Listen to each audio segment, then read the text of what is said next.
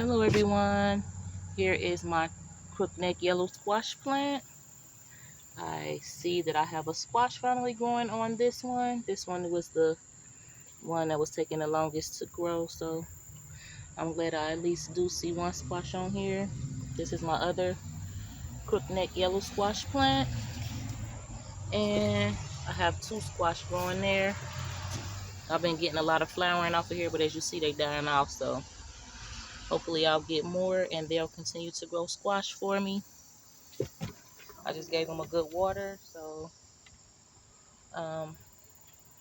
it's gonna be hot today, so I just went ahead and gave them a good water and gave them some fertilizer, and I'll give you guys an update once those squash grow a little bit bigger and I'm ready to harvest. Thank you so much for watching, and you all have a great day.